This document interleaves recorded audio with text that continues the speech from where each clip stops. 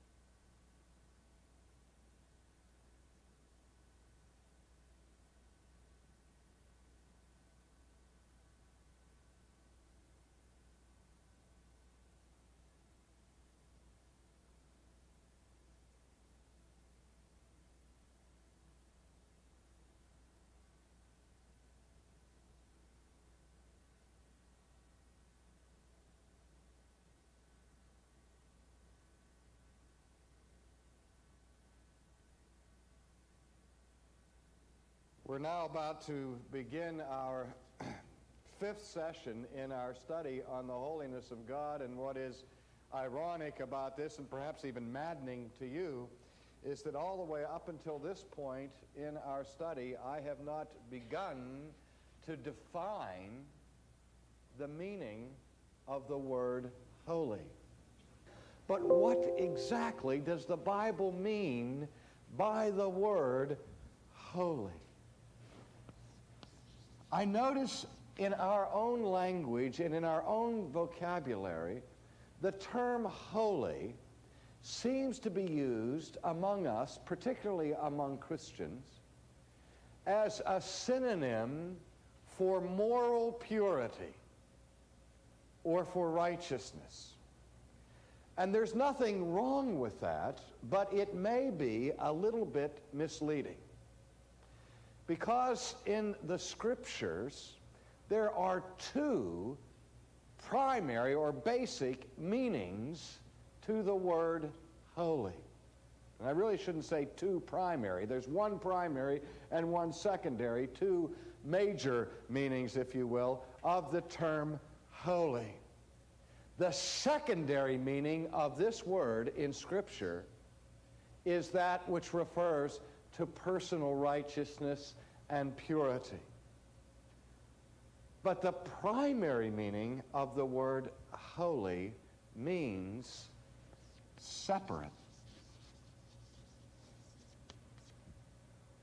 Or, if you will, theological apartheid. That which is holy is that which is other. O-T-H-E-R. That which is different from something else.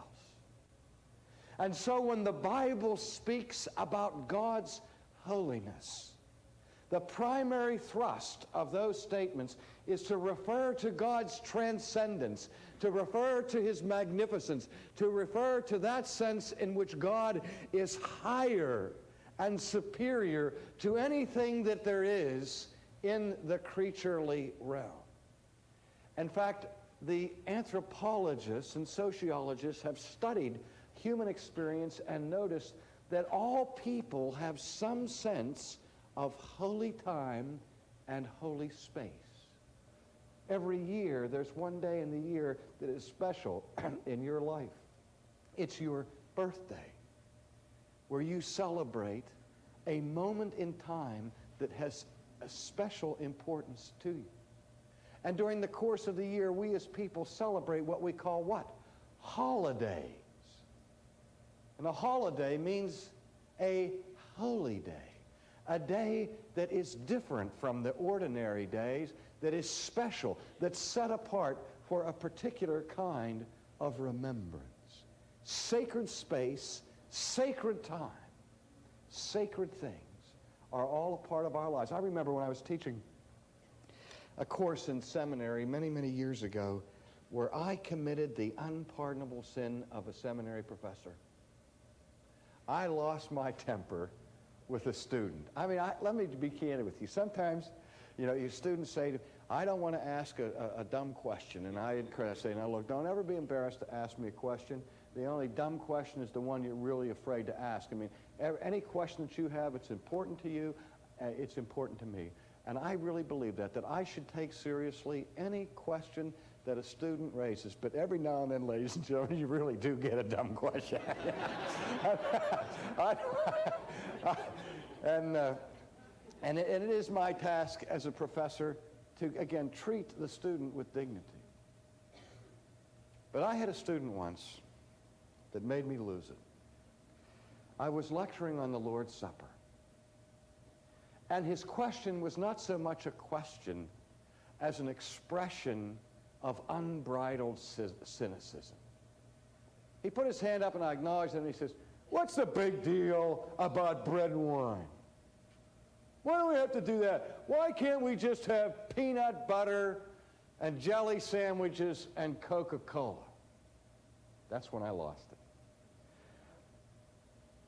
I just felt this rage just flowing up out of my soul. He grated my sensitivity when he said that, and instead of giving a polite, genteel, professorial response to him, I said, you want to know why we don't have peanut butter and jelly sandwiches and Coca-Cola at Holy Communion? Because Jesus never consecrated peanut butter and jelly or Coca-Cola.